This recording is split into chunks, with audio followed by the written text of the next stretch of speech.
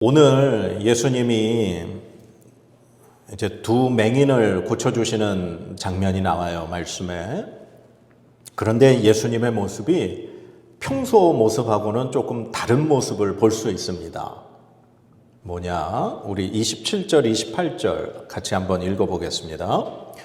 예수께서 거기에서 떠나가실새 두 맹인이 따라오며 소리질러 이르되 다윗의 자손이여 우리를 불쌍히 여기소서 하더니 예수께서 집에 들어가심에 맹인들이 그에게 나아오거늘 예수께서 이르시되 내가 능히 이 일 할 줄을 믿느냐 대답하되 주여 그러하오이이다 하니 아멘. 예수님이 지금 이제 거기에서 떠나가셨다. 우리가 이제 지난주에는 추수감사주일이어서 그 전주에 우리가 같이 말씀을 나눴던 게 그 한 관리의 죽은 딸, 즉 야이로의 딸을 살리신 사건이 있었어요. 그래서 이제 예수님이 그 야이로의 죽은 딸을 살리신 그곳을 떠나서 이제 집으로 가시는 과정이었어요. 그런데 지금 예수님이 그곳을 떠나가서 가시는 도중에 누구를 만났느냐? 바로 두 시각장애인들, 두 맹인을 만난 거예요. 그런데 이 두 맹인이 지금 27절 말씀에 보니까 두 맹인이 따라오며 소리질러 이르되 예수님을 따라다니면서 예수님을 지금 따라가면서 소리를 친 거예요. 다윗의 자손이여 우리를 불쌍히 여기소서. 그런데 예수님의 보통 평소의 모습 같았으면 그 맹인들을 바로 고쳐주시는 게 예수님의 모습일 거예요. 그런데 예수님이 이 두 맹인을 길에서부터 따라오는 이 사람들을 바로 고쳐주지 않았어요. 예수님이 계속 그렇게 길을 가셔서 28절 앞에 보면 예수께서 집에 들어가시네. 예수님이 이 두 시각장애인을 고쳐주시지 않으시고 그냥 길에서 계속 그들은 따라오고 소리치고 예수님이 집에까지 들어가셨어요. 그리고 집에 들어가신 다음에 그 사람들이 집 안에까지 들어왔고 그리고 예수님이 이제 질문을 하시고 이제 그들의 믿음을 보시죠. 예수님의 평소 모습하고는 달라요. 예수님이 왜 이 두 맹인을 바로 고쳐주지 않으셨을까요? 우리가 지금 이 마태복음을 계속해서 보고 있는데 마태복음 8장하고 9장 이 두 장은 이제 병든 사람들, 아픈 사람들, 예수님의 이 기적에 대해서 집중적으로 이렇게 적혀 있어요. 우리가 이미 살펴봤지만 이 마태복음 8장에 즉 예수님이 산상수훈의 말씀을 끝나고 내려오셨을 때 한 나병 환자가 나왔어요. 그때 예수님이 즉시 그의 나병을 고쳐주셨어요. 그리고 한 백부장이 찾아와서 자신의 종이 지금 병들었다고 예수님 앞에 말씀했죠. 그때 예수님이 그래 내가 가서 고쳐주겠다. 예수님이 즉시 응답하셨어요. 그리고 예수님이 이제 베드로의 집에 들어가셨을 때 그 장모가 열병으로 누워 있을 때 베드로의 장모의 그 열병도 바로 고쳐주셨죠. 심지어는 우리가 바로 지금 읽은 본문 말씀 바로 앞에 있는 한 관리, 즉 회당장이었던 야이로가 자신의 죽어가는 딸을 좀 제발 살려달라고 예수님 앞에 찾아왔을 때 그 야이로의 집으로 딸을 살리러 바로 가셨어요. 왜 예수님이 지금까지의 모습을 보면 바로 그 순간 지금 예수님 앞에 찾아 나온 병든 자들을 죽어가는 자들을 바로 고쳐주시고 치료해 주셨는데 왜 지금 예수님을 길에서부터 따라오며 소리치는 두 맹인을 예수님이 바로 고쳐주지 않으셨을까요? 사무엘상 15장에 보면 이러한 사건이 나옵니다.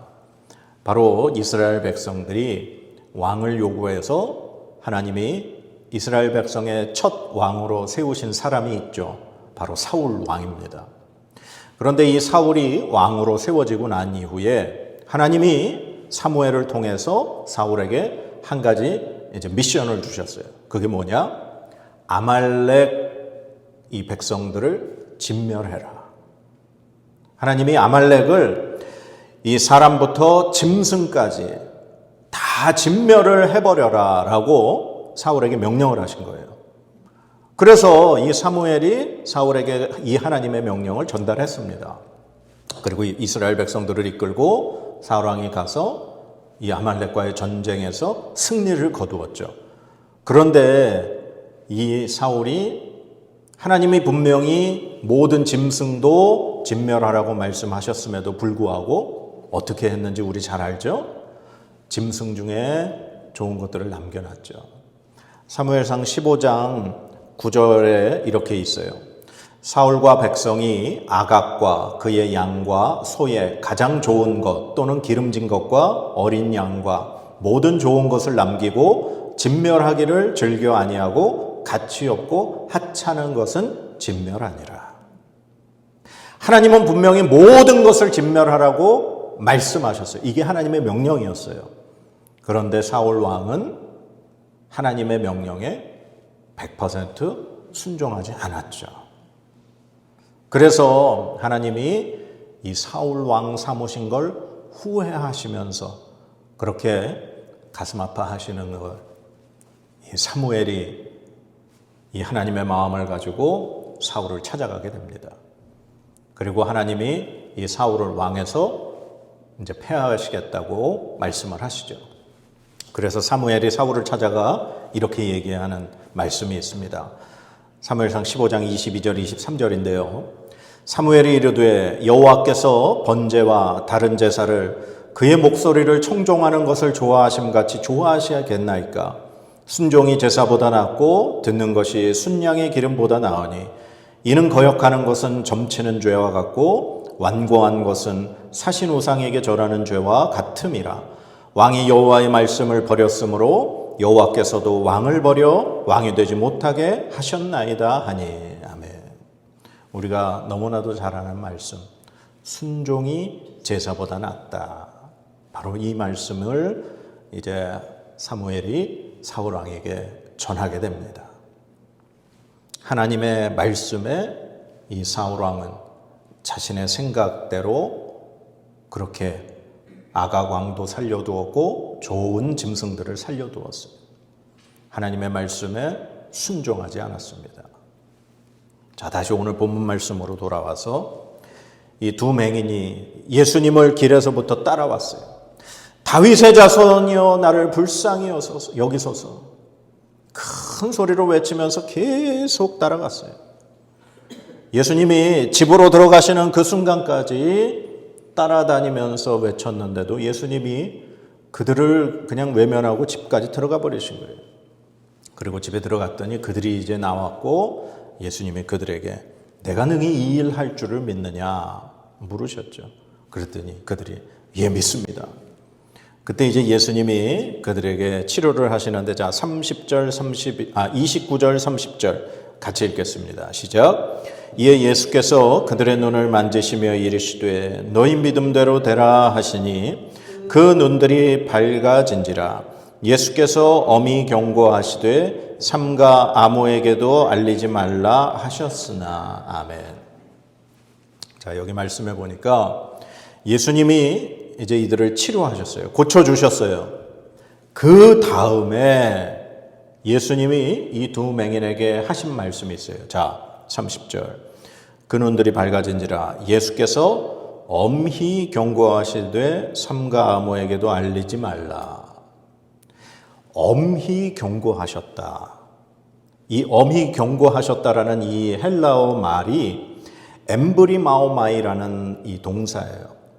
이 엠브리마오마이라는 이 말의 이 근원의 뜻이 씩씩거린다는 뜻이에요. 이게 무슨 말이냐면 왜 우리가 만화 영화에 보면은 너무 화가 난 사람의 막 코에서 막 이렇게 막 콧바람이 뜨거운 바람이 연기처럼 나오는 그런 장면으로 묘사를 하잖아요. 바로 그게 이 말이에요. 그러니까 이 엠브리마오마이 엄히 경고하셨다라는 이 예수님의 말의 뜻이 분노하다, 불만을 표현하다, 엄격히 명하다 이런 뜻이에요. 예수님이 이 두 맹인을 고쳐주시고 나서 엄하게 말씀하신 거예요. 굉장히 분노하시면서 말씀하셨다는 그런 의미가 되는 거예요. 이해가 되질 않아요. 마태복음 전체에서 이 엄히 경고하셨다라는 이 말이 딱 오늘 이 한 번 쓰여요. 그만큼 예수님이 이 두 맹인에게 부탁을 하신 거였어요. 아무에게도 이 일을 알리지 말아라. 그런데 이 두 맹인이 어떻게 했는지 아세요? 자, 31절. 그들이 나가서 예수의 소문을 그 온 땅에 퍼뜨리니라. 예수님이 분명히 엄히 경고하시면서 아무에게도 알리지 말아라 말씀하셨어요. 어떻게 보면은 부탁하셨어요. 그런데 두 맹인은 예수님의 말씀과 정반대되는 행동을 했죠. 예수님은 우리가 알지 못하는 뜻과 계획을 가지고 계실 거예요. 예수님이 이들에게 엄히 경고하시면서 아무에게도 알리지 말라고 하셨을 땐 그 뜻이 있으실 거예요. 예수님은 사람들에게 단지 병을 고쳐주시는 분, 어떤 기적을 행하시는 분으로 알려지길 원치 않으셨던 거죠. 예수님이 이 땅에 오신 목적은 바로 온 인류의 죄를 대신 예수님이 담당하시고 예수님의 그 생명을 십자가상에서 바로 내어주시려고 이 땅에 오신 것이죠. 그런데 이들이 지금 예수님의 말씀을 어기고 나가서 전파하고 예수님에 대해서 소문을 낼수록 그 뒤에 이제 귀신 들린 사람을 예수님이 고쳐주시니까 34절에 바리새인들이 이렇게 얘기해요. 바리새인들은 이르되 그가 귀신의 왕을 의지하여 귀신을 쫓아낸다 하더라. 아멘. 예수님에 대한 더 공격이 이제 종교 지도자들과 바리새인들에 대한 공격이 이제 점점 시작이 되는 거예요. 예수님이 이 자신에 대해서 절대 알리지 말라고 하신 것, 지금 이 두 맹인에게 부탁하셨지만 예수님이 끝까지 그렇게 하시지는 않았어요. 마태복음 이제 마지막 28장에 보면 예수님이 이제 십자가에 달려 돌아가셨다가 3일 만에 부활하시죠. 그리고 이제 하늘나라로 승천하시기 전에 제자들에게 부탁하시는 말씀 우리가 너무나도 잘 알고 있습니다. 그러므로 너희는 가서 모든 족속으로 제자를 삼아 아버지와 아들과 성령의 이름으로 세례를 주고 내가 너희에게 분부한 모든 것을 가르쳐 지키게 하라. 예수님은 지금 숨기실 때가 있고 드러내실 때가 있는 거예요. 예수님이 십자가에 달려 돌아가시고 부활하시고 이제 승천하시고 난 이후에 예수 그리스도께서 성령 하나님을 이제 제자들에게 보내주시고 그리고 그들을 통해서 예수 그리스도의 복음이 증거되게 하셔야 되는 것이 하나님의 뜻이고 하나님의 계획이에요. 그리고 지금은 예수님이 그들에게 부탁하신 것처럼 예수님의 그 병을 고치는 이적을 행하는 어떤 사람들의 눈에 보이는 그러한 인물로만 예수님은 이제 바라보여져서는 되지 않기 때문에 부탁하신 거였어요. 그래서 엄히 경고하셨음에도 그들은 나가서 예수님의 말씀과 정반대되는 행동을 한 걸 볼 수 있어요. 저는 그래서 이 모습을 통해서 예수님이 이들의 이러한 행동을 아시기 때문에 그 결과를 이미 예수님은 아시기 때문에 그들을 그 자리에서 바로 고쳐주시지 않은 게 아닌가 생각을 해봤어요. 하나님은 전지전능하신 하나님이시죠. 모든 과거와 현재와 미래를 다 아시는 하나님이시죠. 예수님 역시 마찬가지시죠. 하나님과 동일하신 분이시니까. 우리가 어떻게 행할 것을 뻔히, 우리가 어떻게 나가게 될 걸 뻔히 아시니까 예수님이 참고 그들을 치료하지 않으시고 기다리셨어요. 그런데도 그들이 간절하게 애타게 다윗의 자손이여 우리를 불쌍히 여기소서 외치는 그들을 예수님은 외면하지 못하시고 결국은 고쳐주셨어요. 그러나 예수님의 말씀에 그들은 정반대로 행하는 걸 볼 수 있죠. 예수님이 이들을 뻔히 예수님의 말씀과 반대되는 행동할 걸 알면서 왜 고쳐주셨을까? 오늘 본문 35절, 36절 말씀이에요. 우리 같이 한번 읽어봅시다. 시작. 예수께서 모든 도시와 마을에 두루 다니사 그들의 회당에서 가르치시며 천국 복음을 전파하시며 모든 병과 모든 약한 것을 고치시니라. 무리를 보시고 불쌍히 여기시니 이는 그들이 목자 없는 양과 같이 고생하며 기진함이라. 아멘. 예수님이 그들을 고쳐주신 이유는 바로 예수님이 이 무리를 보시면서 불쌍히 여기셨기 때문입니다. 하나님은 우리 인간을 창조하시고 에덴 동산에 그 아담과 하와를 두시고 그곳에서 하나님이 함께 살게 하셨어요. 에덴 동산의 모든 걸 누리게 하셨어요. 그러나 동산 중앙에 있는 선악을 알게 하는 나무의 열매는 먹지 말게 하셨죠. 사람은 그걸 지켜야, 인간은 그걸 지켜야 에덴 동산의 축복을 누리고 하나님과 함께 살 수 있는데, 그러나 결국 그들은 그걸 먹고 하나님의 말씀을, 하나님과의 계약을 어기게 되죠. 그리고 에덴 동산에서 쫓겨나게 됩니다. 하나님이 이걸 모르셨을까요? 하나님은 아시죠. 전지전능하신 하나님이기 때문에 모든 걸 아시죠. 그럼에도 불구하고 하나님의 형상대로 지은 그 인간들과 함께 살고자, 하나님이 그들과 우리 인간들과 함께 하시고자 하나님은 계속해서 우리에게 기회를 주시고 우리가 하나님과 함께 살 수 있는 그 길을 열어주십니다.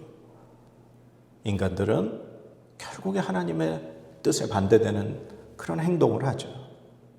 그런데도 하나님은 그 우리 인간들이 어떻게 행동할 걸 아시면서도 끊임없이 우리에게 기회를 주시고 은혜를 베풀어 주시죠. 왜요? 우리를 불쌍히 여기시는 하나님의 긍휼하심 때문에. 이스라엘 역사를 봐도 하나님이 이스라엘 백성들을 선택하셔서 그들을 출애굽시키시고 가나안 땅에 들어가서 살게 하셨음에도 불구하고, 그리고 그들이 너희가 이제 나와 함께 살려면 내가 너희에게 준 이 율법대로 살아라 하고 하나님이 율법을 주셨어요. 그런데도 그들은 그 하나님의 말씀을 버리고 그들의 눈에 좋아 보이는 그 땅의 이방신을 섬기고 우상을 섬기며 하나님을 외면하고 그렇게 살아요. 그러면 하나님이 또 그들을 깨닫게 하시려고 이방 민족을 통해서 고통을 주셔요. 그럼 그들이 또 회개하고 돌아오죠. 그러면 하나님이 또 그냥 좋아서 그냥 그들을 품어주시고 구해주시고 건져주셔요. 그러나 얼마 못 가 그들은 또 하나님을 버려요. 그런데도 하나님은 계속해서 그들에게 은혜를 베푸시죠. 하나님은 우리 인간을 이기지 못하세요. 왜? 하나님이 우리를 불쌍히 여기시기 때문에. 부모가 자녀가 아무리 잘못을 해도 회개하고 잘못했다고 용서를 하고 그렇게 빌며 돌아오면은 부모는 그 자식을 품어주듯이 우리 하나님은 우리를 그렇게 용서하시고 품어주시는 하나님인 줄 믿습니다. 오늘 이 두 맹인이 뻔히 그들의 성품, 그들의 성격, 그들은 제멋대로 한다는 것을 예수님이 뻔히 알고 계셔요. 그래서 그들이 그냥 자신들의 눈을 좀 뜨게 해달라고 고쳐달라고 부르짖으며 따라와도 예수님은 그들을 그냥 애써 외면한 채 들어가셨지만 결국 예수님은 그들을 고쳐주셨어요. 왜요? 그들을 불쌍히 여기셨기 때문에. 이 불쌍히 여기시는 이 하나님의 마음, 예수 그리스도의 이 마음 때문에 우리가 그 하나님의 마음을 이용하면 되겠습니까? 내가 아무리 잘못해도 하나님은 또 내가 잘못했다고 회개하면 하나님이 날 받아주실 거야, 용서해 주실 거야. 그걸 안다고 우리가 그 하나님의 마음을 이용하면 되겠습니까?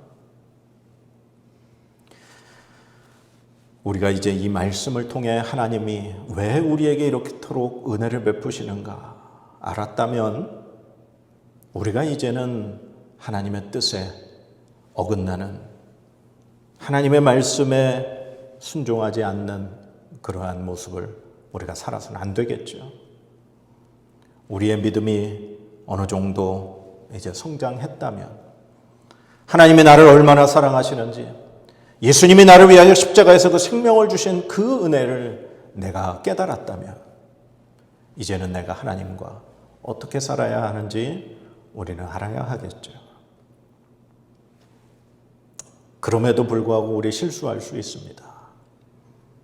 그러나 우리는 내가 혹시 실수해서 넘어지고 쓰러져도 하나님 앞에 회개하고 돌아가면 하나님은 우리를 받아주시고 품어주시고 우리에게 은혜 베풀어 주시는 하나님인 줄 믿습니다.